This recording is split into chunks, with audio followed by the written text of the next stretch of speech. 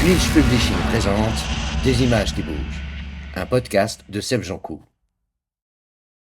Salut les fans de ciné, les fans de ciné qui savent pas quoi regarder ce soir ou demain après-midi. Vous le savez, hein, on est tous confrontés à des milliers de films et de séries. On ne sait plus quoi regarder. On a l'embarras du choix. Et du coup, ce podcast qui s'appelle Des images qui bougent et qui en est à son, je sais pas, 20e épisode, vous propose de découvrir 10 films ou de redécouvrir 10 films et de se dire, bah oui, bien sûr, c'est ça qu'il faut qu'on regarde ce soir. Donc aujourd'hui, je vous présente ce classement qui se fait sur 197 films. Et aujourd'hui, je vous en présente 10 de la place 79 à la place 70. 10 super films. Parce que là, clairement, depuis qu'on a passé le top 100, on est dans la crème de l'histoire du cinéma. C'est vraiment que des films formidables et qui sont présentés sous forme de classement, mais évidemment, il n'y a pas de réelle hiérarchie entre ces films-là. C'est que des films que j'adore. Le principe pour les noter, c'est que la plupart de ces films-là, je les ai vus en séance au cinéma. Et après avoir vu le film, je réfléchis quelques heures à ce que j'en ai pensé, et après je lui donne une note et j'y touche plus. Donc c'est très lié à l'état émotionnel dans lequel j'étais en sortant de la séance. Eh bien, je vais commencer, et donc le principe, je vous le rappelle, ça fait plusieurs mois que j'ai pas fait de vidéo. J'essaye de vous faire deviner le film en vous donnant des indices, et puis après je vous donne le titre du film. Donc, au rang 79, un film de 2007. Un film de 2007, ça veut dire qu'il y a pratiquement 20 ans aujourd'hui, avec un acteur que à l'époque, je pense, je découvrais pratiquement, même si c'est un acteur qui a été célèbre quand il était très jeune parce qu'il était dans des séries télé. Moi, je pense que je l'ai vu pour la première fois au cinéma dans ce film. C'est Joseph Gordon-Levitt. Et c'est un film avec Jeff Daniels. Ça vous dit quelque chose? C'est un film de braquage. Et du coup, je vous parle du film qui s'appelle The Lockout, où Joseph Gordon-Levitt joue le héros de ce film. Et il est handicapé mentalement par un accident qui lui est arrivé dans son passé. Et malgré le fait qu'il n'ait pas une totale maîtrise de son cerveau, il réussit à mener un braquage très malin et très chouette, avec plein de rebondissements. Du coup, c'est vraiment un très chouette film qui ben voilà, révèle un acteur qui allait devenir quelques années plus tard une immense star. Donc The Lockout, c'est un film que j'ai beaucoup aimé moi, quand je l'ai vu, très émouvant aussi, un bon mélange de, je dirais, d'action, de suspense et d'émotion. Voilà, sur la vulnérabilité, et en particulier la vulnérabilité du cerveau. C'est une anecdote, le scénario a traîné pendant 10 ans sur les bureaux des studios hollywoodiens, et David Fincher devait réaliser le film initialement, et finalement c'est Sam Mendes pardon, Sam Mendes était intéressé lui aussi. Du coup, finalement, c'est Scott Frank. D'ailleurs, honnêtement, je connais pas d'autres films de Scott Frank, donc ça lui a pas servi beaucoup de réussir ce film, malheureusement. Désolé, Scott. Donc c'était The Lockout, un très chouette film à la place 79. Au rang 78, un film cher à mon cœur, un film qui m'a beaucoup marqué, qui est resté avec moi au fil des années. C'est un film de 2012, donc ça fait déjà 14 ans que ce film est sorti.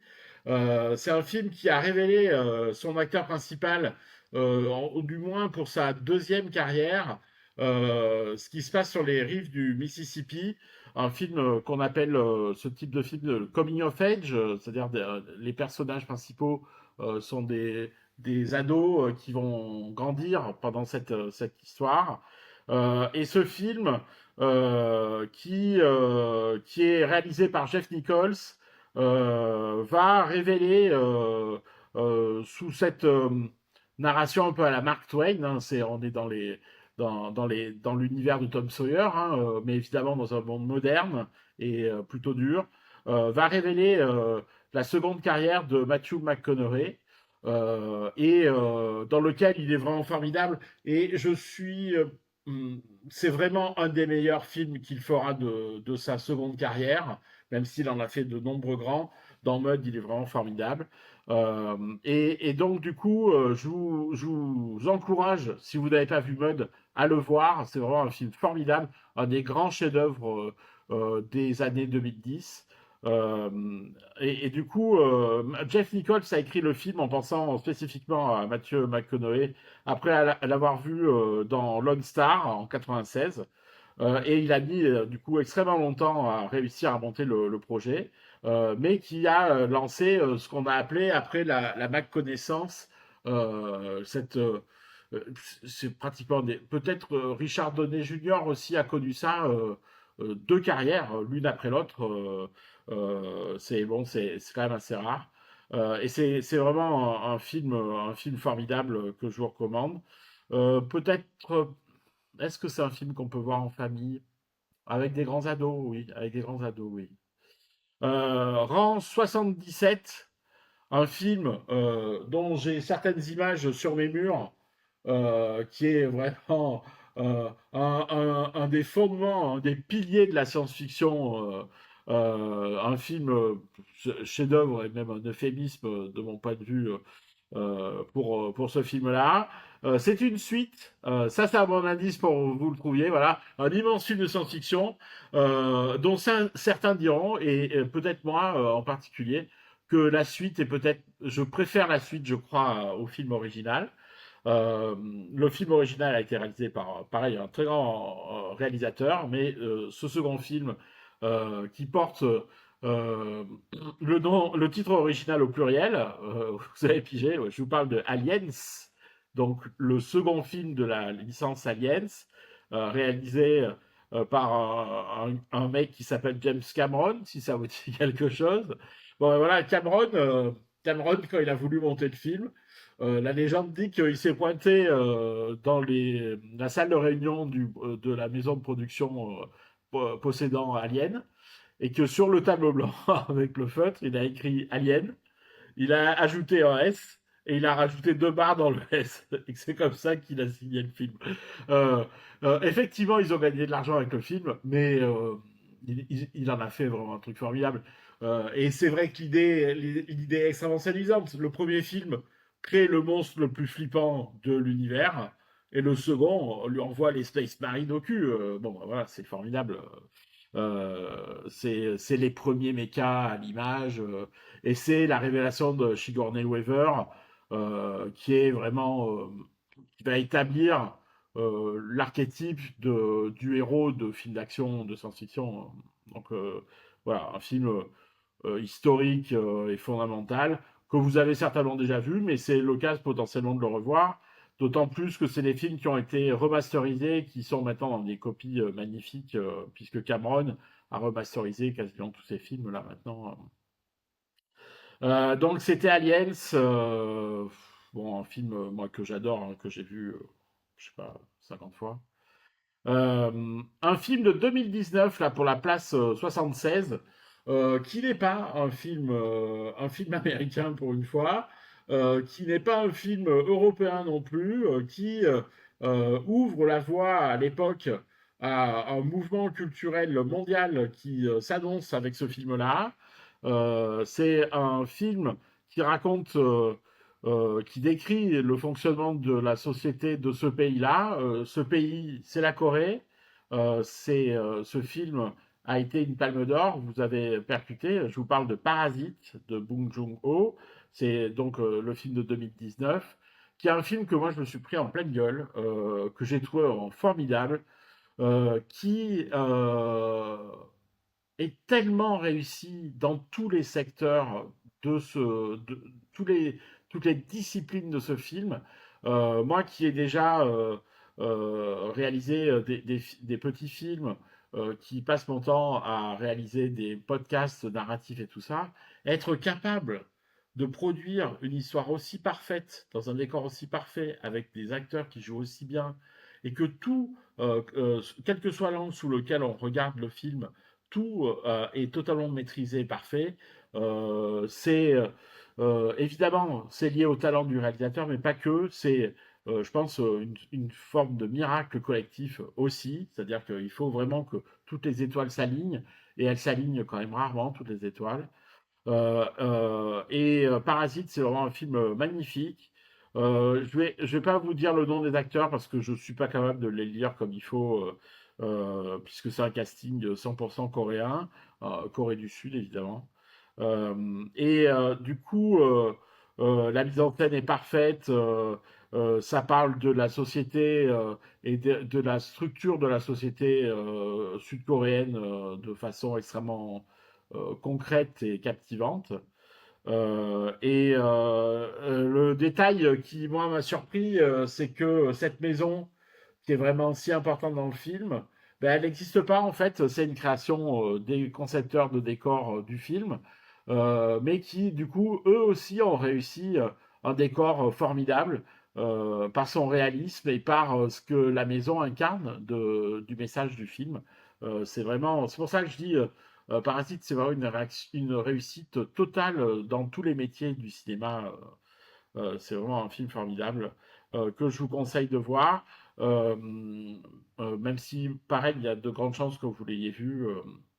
Alors là, je vais vous parler d'un, d'un film à la place 75, plus ancien, de 1993, peut-être un peu moins connu, mais moi que j'ai beaucoup aimé, et qui m'a en particulier beaucoup remué quand j'ai vu le film, et qui m'a donné le goût à ce qu'on appelle les films chorales, ces films avec beaucoup de personnages qui s'imbriquent les uns dans les autres et dont les histoires individuelles forment un grand tout.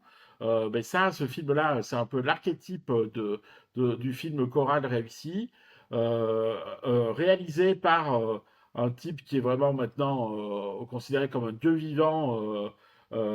C'est Robert Altman, le réalisateur. Le film s'appelle Shortcuts, en français c'est Les Américains. Et, et ben là, on y voit, je crois que c'est 9. En plus, le film est l'adaptation de 9 textes séparés qui étaient des nouvelles, qui ont été agglomérés dans ce film-là pour donner une histoire cohérente et collective. Et on y voit l'Empire américain tomber en 1993. Donc, du coup, ce qui nous montre qu'il tombe depuis longtemps. Euh, Ça se passe dans la banlieue de Los Angeles et ça présente chaque personnage est un archétype de la civilisation. C'est vraiment magnifique. Euh, Robert Altman a réussi l'exploit de lier de manière fluide 9 nouvelles, donc comme je vous le disais, d'un poème de l'auteur de Raymond Carver, d'un poème, je ne connais pas le nom du poème par contre. Ça fait vraiment. Les acteurs ont accepté d'être payés au salaire minimum, et c'est pourtant quasiment que des stars qui jouent dedans. Euh, parce que parce que Altman, ben voilà, c'est un des plus grands réalisateurs de cette décennie-là à l'époque. Et c'est vraiment un film formidable. Le casting, hein, c'est Andy McDowell, qui à l'époque est au sommet de sa gloire et de sa beauté. Bruce Davison, Julianne Moore, moi je pense que c'est un des premiers films où je suis tombé amoureux de Julianne Moore. Tim Robbins, qui à l'époque est vraiment pareil au sommet de sa. Jack Lemmon, Tom Waits et Robert Downey Jr., première carrière. C'est pas longtemps avant que justement ils disparaissent. Donc vraiment un film formidable, à voir ou à revoir, je vous le conseille carrément, c'était Shortcuts. Rang 73, super grave. Ah bah je vous ai balancé le titre, désolé, je vous aiderai pas à le découvrir. Super grave de Greg Motola. Un film extrêmement marrant, hein. D'ailleurs, il y a plusieurs comédies dans cet épisode. Probablement à l'époque en 2007, un des films les plus marrants de cette année, même peut-être de la décennie. Mais aussi un film important parce que en fait c'est l'œuvre qui va mettre le pied à l'étrier d'un type qui va devenir extrêmement important, qui est Seth Rogen. Donc, du coup, super grave. À la base, c'est les souvenirs d'adolescence de Seth Rogen et de Adam Goldberg, qui sont deux potes d'enfance, et qui vont donc écrire le scénario de ce film, qui va révéler en plus plein de gens qui sont devenus célèbres après. Jonah Hill, Michael Cera, Seth Rogen joue dans le film aussi. Emma Stone, je crois que c'est le premier film d'Emma Stone. Elle va devenir une star colossale dans les années qui suivent. Donc c'est une comédie basée sur la mélancolie des souvenirs d'adolescence. Mais derrière ça, du fait que c'est un gros succès, ça va permettre à Seth Rogen et à Adam Goldberg de monter leur boîte de production et d'écrire et de produire une quantité astronomique de super séries, de super films, et de ces deux mecs qui semblaient pourtant assez ridicules et qui étaient l'incarnation de ce qu'on appelait des stoners, c'est-à-dire des fumeurs de pétards, de mecs qui étaient en gros pas capables de rester concentrés plus de 5 minutes, en fait, sont devenus parmi les plus beaux profils de producteurs et de scénaristes hollywoodiens. Pour la petite histoire, d'ailleurs, ils sont canadiens, ce qui est assez classe. Du coup, c'était deux amis merde, j'ai oublié le titre du film, Super Grave. Très chouette film, très marrant, et surtout film extrêmement important, je dirais.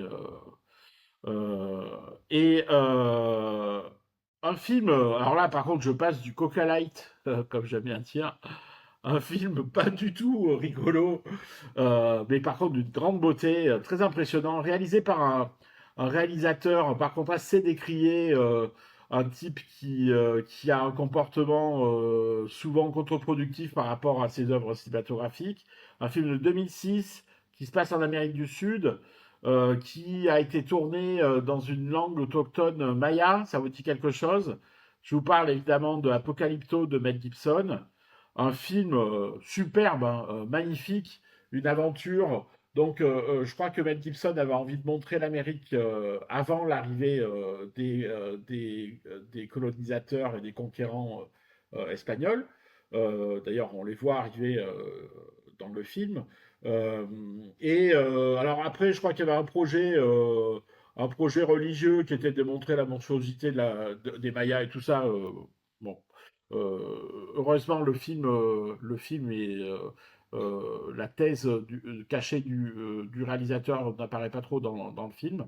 C'est avant tout une aventure palpitante, jouée par une troupe d'acteurs dans l'immense majorité qui sont des acteurs amateurs, castés sur place, à la physicalité parfaite, en particulier parce que beaucoup de chasses, de séquences de fuite et de chasse en forêt, et que évidemment courir en forêt, il vaut mieux être entraîné pour savoir le faire comme il faut.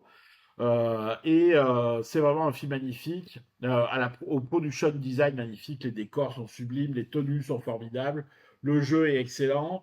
Euh, En plus, donc, les personnages jouent dans cette langue qu'on n'a pas l'habitude d'entendre, ce qui, de mon point de vue, renforce encore plus l'immersion dans ce monde formidable. C'est vraiment une grande réussite. Euh, et, euh, et du coup, probablement un des plus beaux films de notre ami Mel Gibson, qui est peut-être pas vraiment notre ami d'ailleurs, mais qui a fait plein de super films par contre, qui est vraiment un super réalisateur. D'ailleurs, quelle trajectoire, hein, d'acteur australien de petits films presque punk avec le premier Mad Max, à réalisateur de films aussi importants pour l'histoire du cinéma. C'est la classe. Rang 71, une immense surprise. Vraiment un film au succès colossal que personne n'a vu venir, que j'ai vu le jour de sa sortie avec toute une bande de potes où on savait pas quoi faire ce jour-là, où on allait voir le film, mais vraiment, mais au hasard complet, et où on a ri comme rarement j'ai ri au cinéma. Où on s'est dit mais à quoi on vient d'assister, vraiment c'était une totale révolution, je dirais, d'une certaine façon. C'est un film de 2009 de Todd Phillips. Ça vous dit quelque chose, Todd Phillips? Parce qu'il a fait d'autres films très connus après. Je vous parle de Very Bad Trip, hein, évidemment. Aujourd'hui, un film tellement célèbre qu'on a l'impression qu'il sort tous les ans. Mais non, c'est en 2009 qu'il est sorti.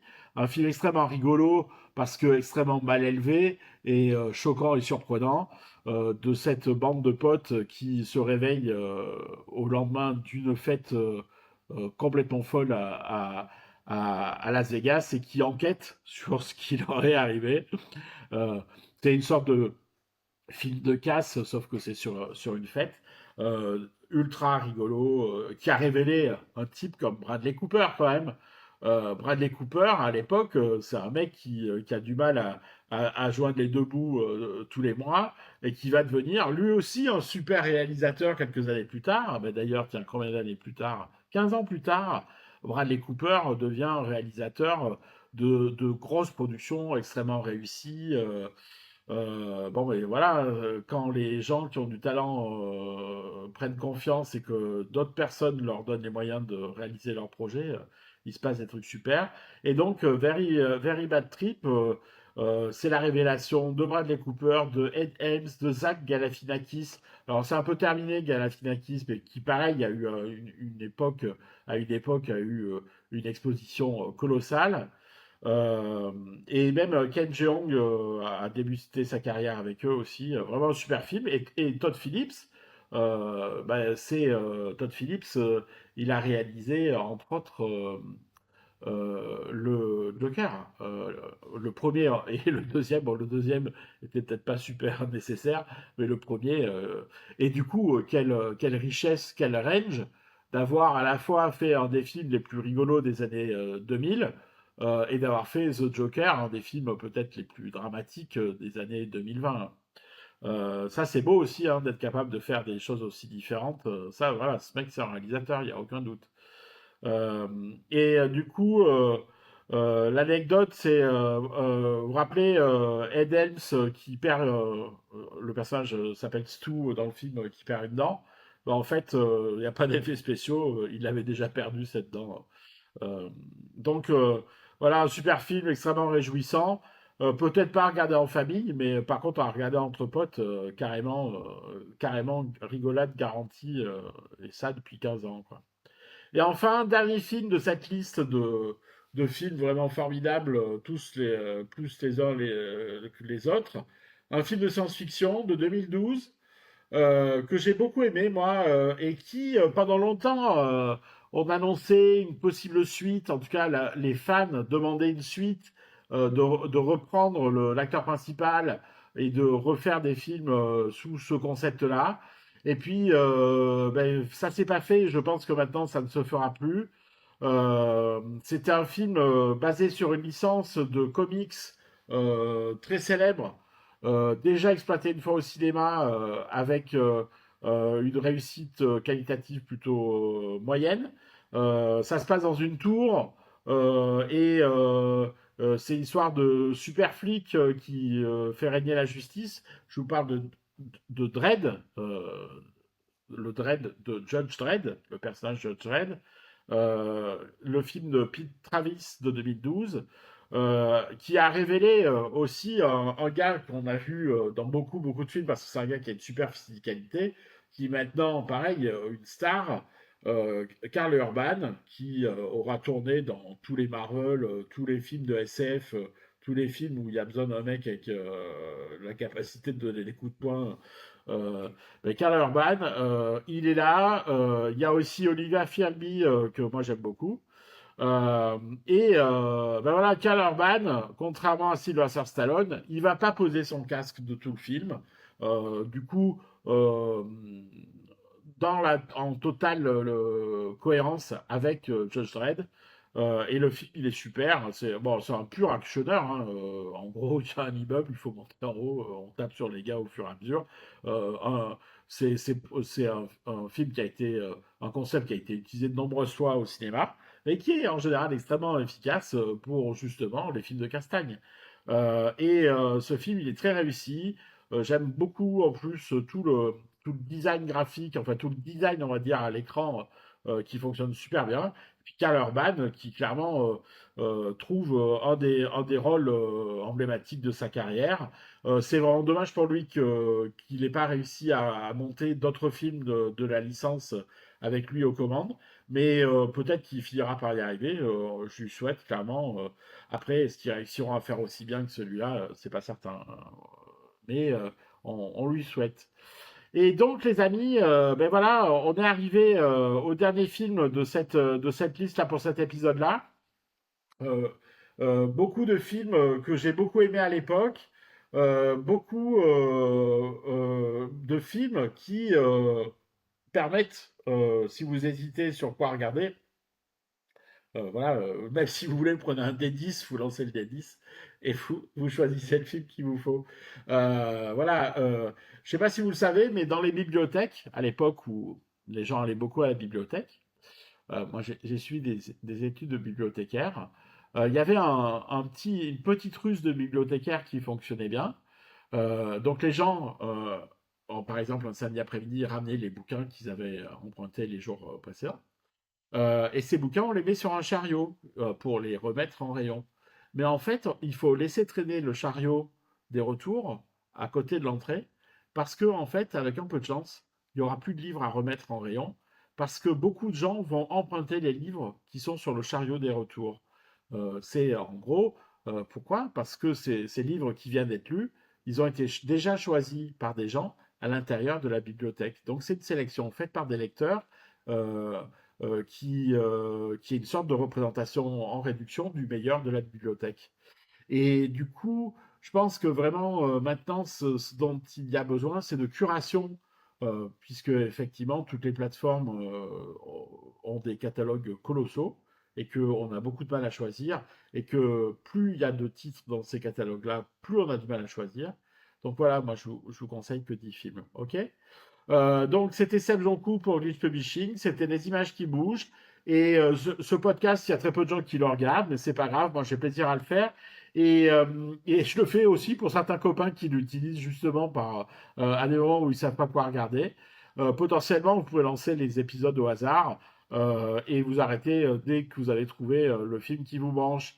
Allez, salut, à la prochaine et bonne soirée ou bonne journée ou bon après-midi à regarder un bon film. Allez, ciao, bye.